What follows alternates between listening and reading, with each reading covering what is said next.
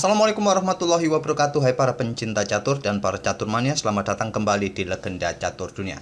Kita bergeser lagi ke Praha International Chess Festival yang memasuki babak keempat. Dan game yang untuk kita ulas ini saya ambil dari kelas master kawan, dari permainannya Pentala Hari Krishna melawan Grandmaster asal Iran Parham Magshodo. Langsung saja kita ke atas papan.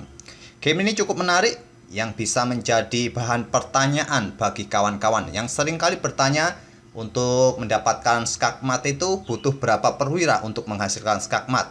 Apakah cukup dengan satu menteri, satu beteng, dua gajah, dua kuda, dan lain-lain kawan? Inilah nanti menjadi keseruan dalam permainan endgame. Langsung saja ke langkah pertama dari Parham, memainkan pion D4 sebagai pembukaan awalnya, dan selanjutnya pion D5. Pion J4, Queen's Gambit. Gambit ditolak dengan Slav Defense oleh Pentala Hari Krishna. Kuda F3, kuda F6, variasi modern, dan di sini memilih pion E3 kawan, variasi tenang. Kalian juga bisa melanjutkan dengan variasi 3 kuda dari Slav Defense atau menteri ke petak C2 juga bisa kawan. Di sini Parham memilih variasi tenang dengan pion E3-nya, tidak terburu-buru mengeluarkan gajahnya juga ke petak G5. Memang untuk sementara gajah ini akan terjebak dengan pionnya sendiri, tapi juga masih punya pilihan berkembang ke petak D2 nanti dan seterusnya. Dan selanjutnya gajah F5, ini merupakan variasi scallop defense, kuda C3, pion E6, ya mirip bangunannya sekarang ke bentuk semi slav kawan, dan di sini kuda H4 serang gajah. Gajah ke-4 menawarkan pertukaran perwira di sini. Nanti pionnya akan menjadi pion yang cukup mengganggu di petak E4. Tawaran ditolak, pion F3, gajah mundur ke G6. Menteri putih B3 serang pion B7 dihadang oleh menteri B6. Dan barulah sekarang gajah, maksud saya kuda pukul gajah G6. Dipukul balik oleh pion H. Beteng hitam mempunyai lajur yang semi terbuka di lajur H. Di sini gajah gelap berkembang ke D2. Kuda B berkembang ke D7 dan Parham memutuskan untuk rokade panjang. Dan di sini Pentala Hari Krishna memutuskan untuk bertukar menteri kawan di langkah ke-11-nya. Sehingga bangunan pion putih ini bertumpuk, sama-sama mempunyai pion yang bertumpuk. Hitam mempunyai di lajur G, putih mempunyai di lajur B. Berbeda sayap, jika putih punya di sayap menteri, hitam mempunyai pion yang bertumpuk di sayap raja. Permainan berlanjut, gajah B4 melanjutkan pengembangan, dan di sini raja ke C2 untuk memperkuat posisi kuda ataupun pionnya kawan, atau memberikan jalan bagi betengnya keluar ke sisi menteri nanti ke lajur A. Dan Pentala Hari Krishna di sini tidak mencoba melakukan rokade pendek atau cukup naik ke peta E7 mengkoneksikan kedua betengnya. Dia tetap memanfaatkan lajur H yang semi terbuka ini agar betengnya ini tetap berada di lajur H, tidak melakukan rokade pendek kawan. Dia memutuskan rokade panjang. Cukup menarik. Gajah ke D3 melanjutkan pengembangan. Di sini tadi Stockfish menawarkan gajah gelap ini turun ke E1 kemudian manuver ke sini kawan, untuk menghadang pergerakan gajah gelap hitam yang ingin bergerak ke peta ini dengan dukungan beteng mengincar pion H2. Tapi gajah berkembang ke D3, pilihan Parham mengkoneksikan kedua beteng sesegera mungkin pion A6. Tidak memberikan kesempatan beteng putih memberikan serangan pada pion A7-nya. Gajah mundur ke E1 langsung dihadang dengan gajah D6. Pion H4 menghindari tekanan gajah dan beteng hitam. Kuda mundur ke E8. Langkah ini menurut Stockfish kurang bagus kawan. Persiapan tadi terlihat ingin manuver ataupun memberikan jalan bagi pionnya maju mungkin. Di sini Stockfish merekomendasikan pion G5 kawan. Pion tidak akan berani pukul pion karena posisi betengnya dalam ancaman. Kemungkinan pion G4 akan dimainkan. Oke, pada posisi ini tadi kuda mundur ke peta E8 pilihan Hari Krishna. Selanjutnya pion E4 menantang pertukaran pion pusat. Apakah pion ini juga siap didorong menjaga atau menginginkan permainan tertutup? Bisa jadi pilihan bagi putih. Kuda C7, lanjut Hari Krishna melanjutkan rencana manuver dengan kuda gajah F2, dan di sini gajah mundur ke E7. Selanjutnya pion G4 dimainkan, mulai ekspansi dengan pion-pionnya kawan. Dalam hal penguasaan ruang di baris kelima ini kawan, ataupun di baris tengah ini, tentu putih lebih baik dengan para pionnya ini kawan. Coba lihat, ada 5 pion putih yang sudah berada di garis depan. Pion A5 tidak mau kalah dengan para pion putih. Selanjutnya gajah G3. Kuda manuver ke B8. Di sini gajah terang mundur ke E2 untuk membuka lajur D ini bagi betengnya. Apakah nanti juga menginginkan permainan terbuka di lajur pusat? Bisa jadi kawan. Selanjutnya gajah D6 menantang pertukaran, ditolak diblokade dengan pion E5. Gajah kembali ke B4 incar kuda. Sekarang pion C5 menjadikan diagonal ini benar-benar tertutup. Gajah hitam ini sekarang posisinya terjebak, tidak bisa bergerak lagi kawan. Apakah kuda ini siap manuver ke peta ini? Nanti ancam gajah ini dan pion nanti bisa direbut. Mungkin saja, tapi masih ada kuda hitam yang bisa menjaga peta B4 nanti.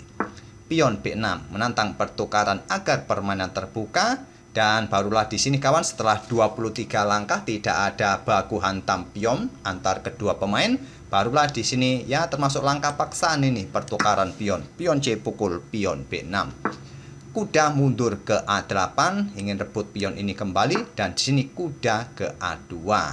Kalaupun bergerak ke sini kawan untuk menjaga pionnya, ya masih bisa direbut dengan langkah raja bisa bergerak ke sini ataupun kuda siap bergerak ke sini, sama saja.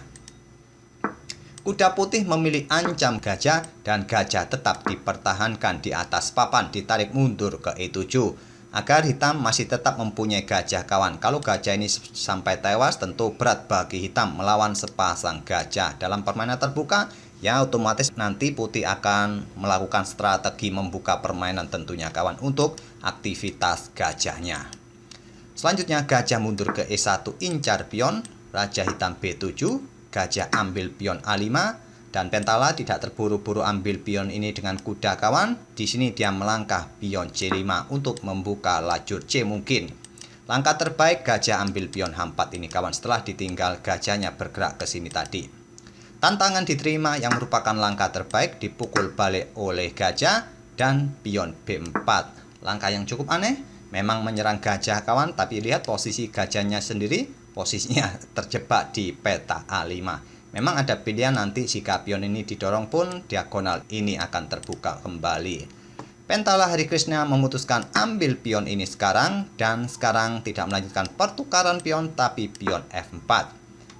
Beteng C8 skak ditutup oleh kuda, dan selanjutnya kuda C6. Tidak terburu-buru dengan pion D4 berharap pion ini bisa ambil kuda, tapi malah membuka serangan bagi gajah melakukan serangan di diagonal ini kawan.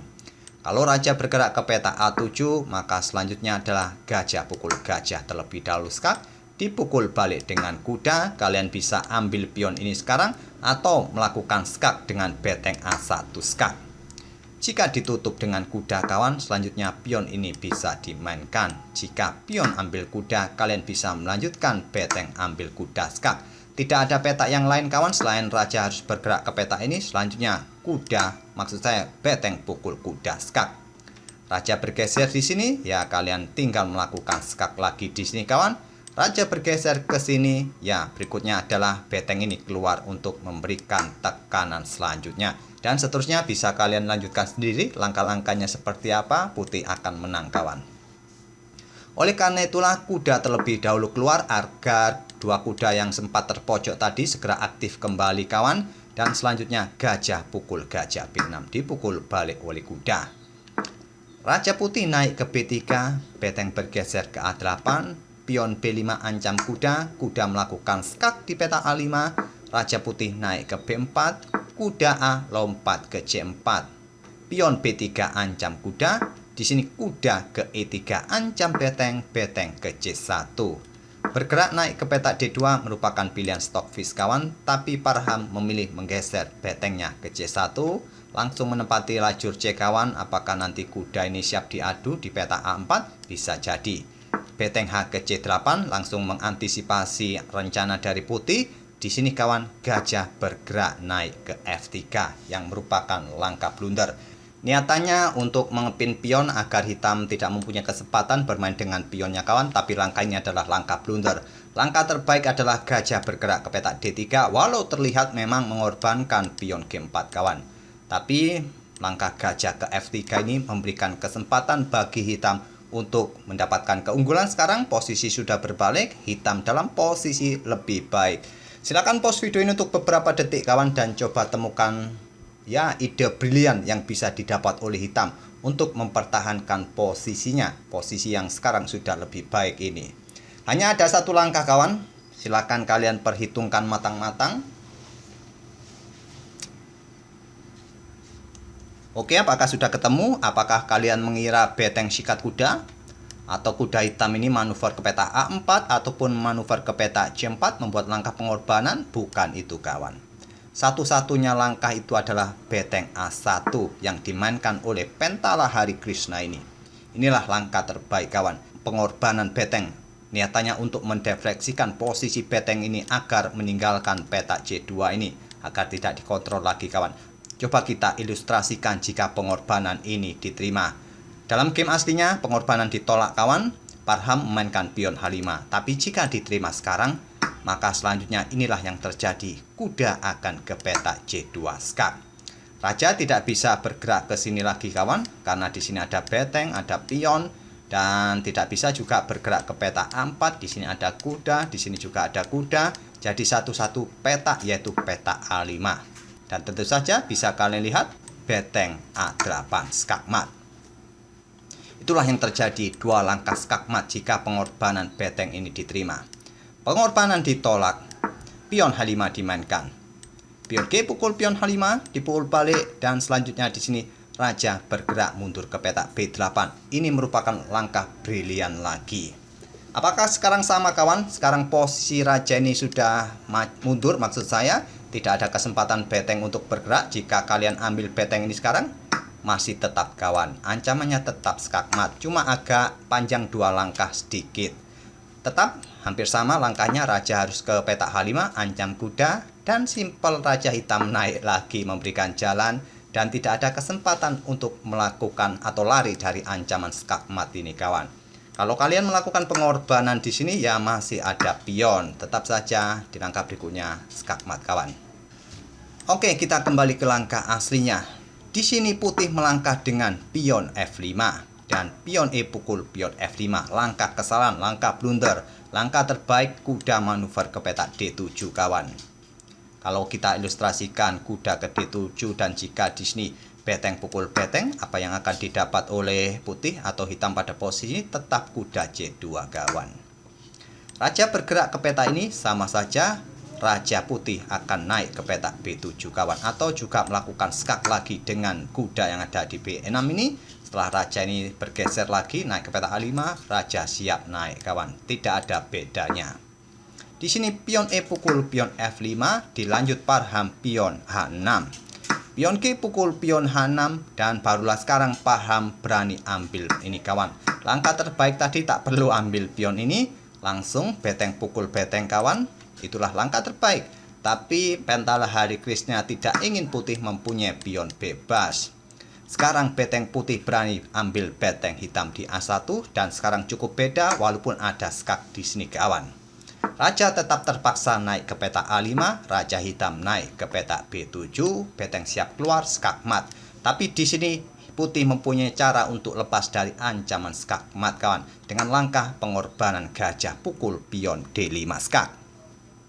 Diambil oleh kuda dan selanjutnya beteng ambil pion H6. Langkah terbaik yaitu jika ada skak di peta H8 bisa ditutup dengan betengnya. Beteng ambil kuda setelah tadi ditinggalkan oleh rajanya dan sini beteng naik ke peta A4. Kuda ke E3. Selanjutnya pion maju, pion pukul, selanjutnya dipukul balik oleh beteng putih dan selanjutnya pion F4. Disikat langsung oleh beteng. Kalau tidak disikat sekarang nanti juga percuma kawan. Pion ini tetap melenggang dengan dukungan kuda di peta F1. Sama saja nanti salah satu beteng putih juga bisa tewas. Dipukul balik oleh kuda ancam beteng. Beteng ke B6 skak. Raja bergeser ke C7 dan beteng C6 skak. Menantang pertukaran beteng.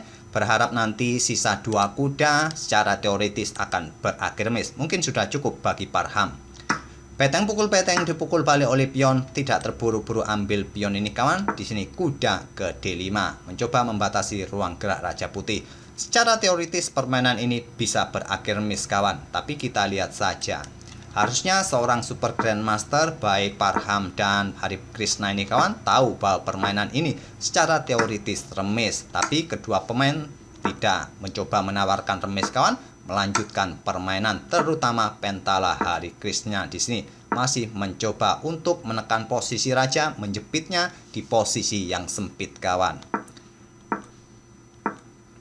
Dan Raja Putih mulai bergerak mencari nafas kawan, mencari area yang lebih terbuka daripada di sayap menteri ini. Dia mencoba ke sisi kanan papan.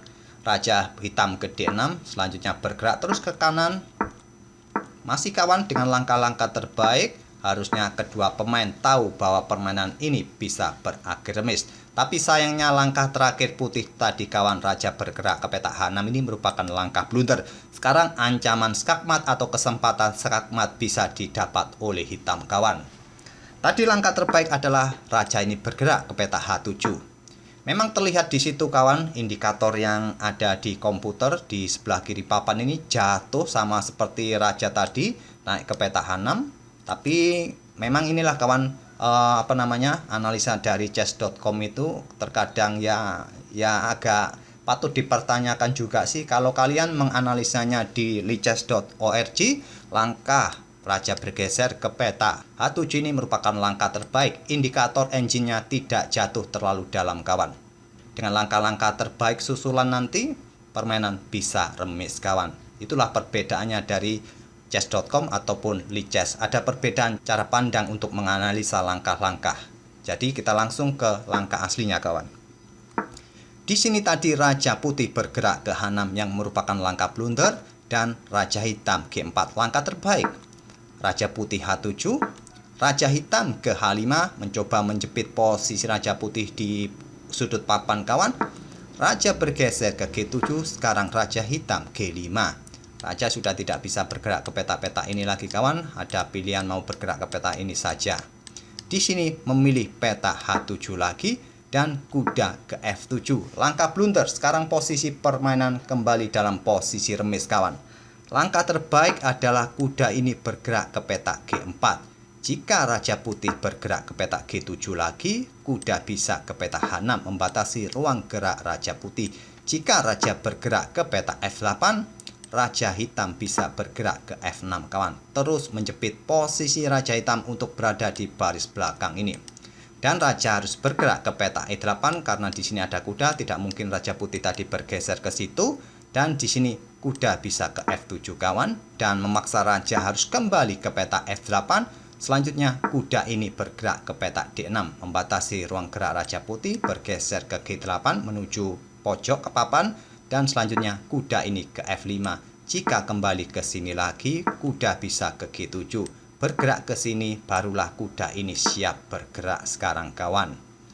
Tak ada peta yang lain, peta H7 di sini bisa bermain dengan kuda ke F5, membatasi ruang gerak raja lagi. Jika bergerak ke sini, Raja Hitam bisa bergerak ke peta G6 dan Raja Putih akan tersudut kawan. Kalau Putih memainkan pionnya sekarang, ya kuda ini siap melakukan skak di sini kawan. Raja terpaksa akan tersudut, dan selanjutnya di sini bisa melangkah kuda ke peta F6 membatasi ruang gerak raja, dan skak mat di langkah berikutnya, skak mat. Itulah langkah yang terlewatkan oleh Pentala Hari Krishna, bermain dengan kuda ke F7 bukan ke peta G4. Selanjutnya di sini Parham juga melakukan kesalahan lagi dengan Raja ke peta G7. Langkah terbaik adalah peta ini kawan. Tapi saya tak perlu melanjutkan, langkah-langkahnya hampir sama tadi. Kuda nanti akan muter-muter, disusul dengan Raja juga muter-muter kawan. Dan di sini kuda bergerak ke D6. Langkah terbaik Raja ke H7, kuda ke F5. Raja mundur ke G8. Selanjutnya Raja Hitam ke F6. Langkah terbaik. Dan selanjutnya Raja kembali ke H7. Raja Hitam F7 gantian, bukan tersudut di baris belakang tapi di lajur H, hampir sama. Raja ke H8 satu-satunya peta kawan, langkah paksaan. Di sini kuda bergerak ke D7 dan di posisi ini Parham menyerah. Ancaman 3 langkah berikutnya adalah ancaman skak mat kawan. Kalau pion ini dimainkan, kuda akan ke peta F6 kawan. Jika pion ini didorong maju terus, selanjutnya adalah kuda ke peta H4. pion promosi, tapi tentu saja kuda eksekusi skakmat. Oleh karena itulah pada posisi seperti ini kawan, walaupun sekarang raja mencoba bergerak di sini, ya tetap saja kuda siap melakukan langkah kuda ke F6 skak. Raja bergerak, kuda ke H4, di langkah berikutnya adalah skakmat kawan. Oleh karena itulah setelah kuda ini bergerak ke petak D6 ini, Farham menyerah.